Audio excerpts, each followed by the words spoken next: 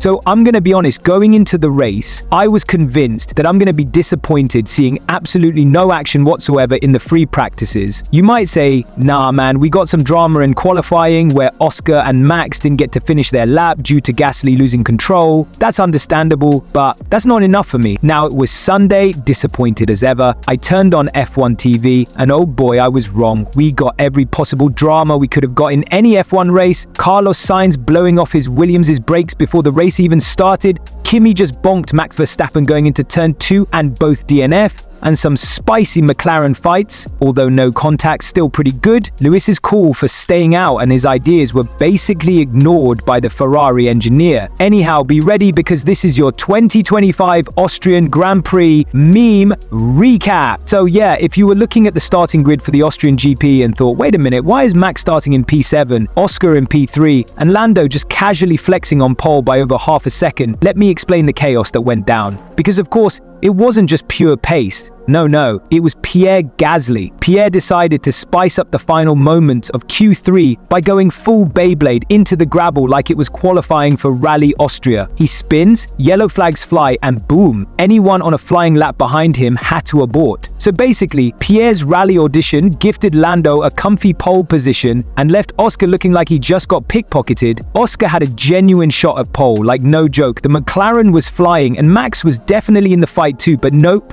Yellow flag rules said not today, fellas. Lando, on the other hand, put in a lap so good it made Charles Leclerc question if Ferrari still builds cars or just stress machines. But if you thought that was the end of the weirdness, welcome to Austria, where race day starts weird and just gets weirder. Formation lap begins and then race control panics. Formation lap aborted. Carlos somehow gets the car moving again. Miracle moment and limps it back into the pits to start from there. And then boom, in true Williams fashion, just as we were starting to hope, just as the coping was kicking in, the rear brakes basically commit suicide. Carlos' car is darn DNS, did not start. He didn't even make it past the grid photo.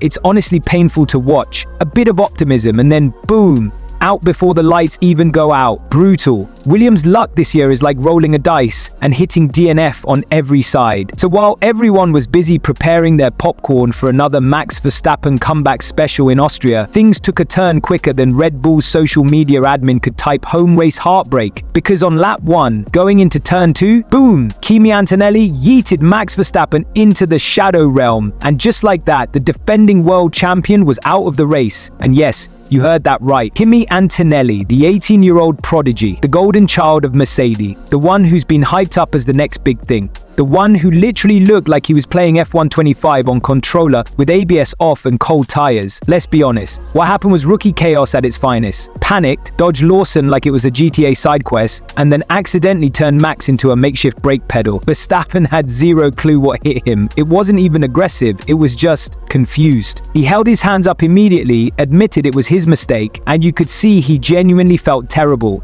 Said he was trying to avoid the racing bull, locked up, couldn't stop the car, and ended up torpedoing the reigning champions RB21 like it was a warship mission. So anyway, the FIA handed him a 3-place grid drop for Silverstone, which is honestly pretty light considering he wiped out the championship contender on lap 1 and ended Red Bull's 77 race streak of scoring points. 77. And now it's broken on their home ground by a rookie with more throttle than sense. Max didn't really explode in interviews either, which is rare. Probably because he knew the kid didn't do it on purpose. He brushed it off saying it was a bad weekend, that they were already on the back foot from Gasly's yellow flag in quali, and sometimes F1 just throws a weekend like that at you.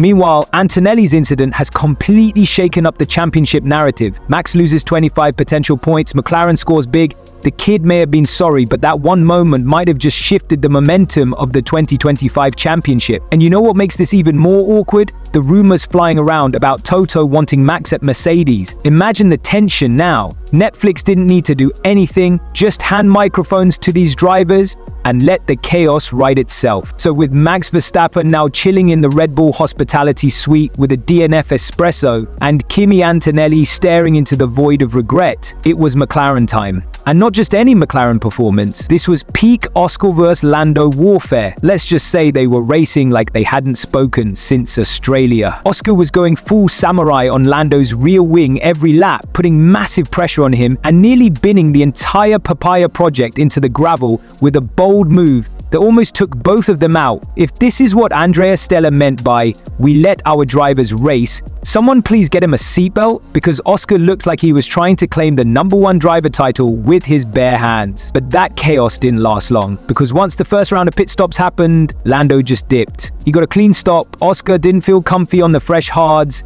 and suddenly there was a nice, safe 6-second gap between them. From there, it became a waiting game. Would McLaren manage the race and bring home a safe 1-2, or would Oscar suddenly remember how to summon demon pace again? Now, while that front battle was going into cruise mode, back in P3 was Lewis Hamilton, quietly putting together an actual good race with some old tires and classic Hamilton energy. At one point, he was asking if he could go to the end of the race with just that single stop, only 20 laps to go, and on a track with literally 10 corners. The man clearly felt the grip and was vibing with it, but guess who had other plans? That's right, Ferrari. And I don't know what kind of astrology app Ferrari uses to plan their strategies, but once again, they delivered peak Ferrari madness, because instead of trusting the 7-time world champion, they told Lewis to box for new tires, killing his undercut track position and basically any shot of a podium. He came out behind Charles, and that was the end of that. Like, genuinely, what's the point of asking Lewis how the car feels if you're going to ignore him anyway? Just mute his radio and throw darts at a tire graphic if you're going to send him in regardless. Ferrari must think 20 laps on mediums is like 80 laps at Spa. Bro, this is the Red Bull ring. You blink and you're on lap 65. Anyway, with McLaren holding formation and Ferrari doing their usual Ferrari cosplay, we now move into the real midfield nonsense, which this time involved a proper meltdown between Yuki Tsunoda and Franco Colapinto. These two were fighting over P15 like it was a championship battle. It was petty, it was aggressive, and it was chaotic in all the wrong ways. At one point, Yuki spun Franco off the track and got hit with a 10-second penalty. Then later, while Oscar was trying to lap the chaos duo, Franco decided to just straight up pretend he was still racing for position, shoved Oscar onto the grass like it was Wreckfest. That move alone might have cost Oscar the race win, and he was clearly fuming about it. Oscar didn't hold back in the post-race either, throwing some spicy shade toward Alpine for Franco's behavior. The beef might not be over yet, but Franco definitely earned himself a few enemies with that one. First off, huge shout out to Gabriel Bortoleto for finally getting his first ever F1 points. Speaking of midfield miracles, Liam Lawson is out here doing what Liam Lawson does best, showing up when it counts and finishing P6 like it's just another Sunday stroll. And finally, heartbreak of the day, Alex Albon. Dude was flying from P12 to P6 in just a handful of laps, looking like he was about to casually give Williams their best result of the year, and then boom, mechanical failure. And that's it. Austria was wild, messy, chaotic, and honestly exactly what the season needed to keep the title fight unpredictable. We saw rookies rise, veterans fall, strategy fumbles, and absolutely no chill in the midfield. Next up, we head to Silverstone, the home of tea toast and 3 British drivers who are absolutely not going to hold back on their home turf. See you there.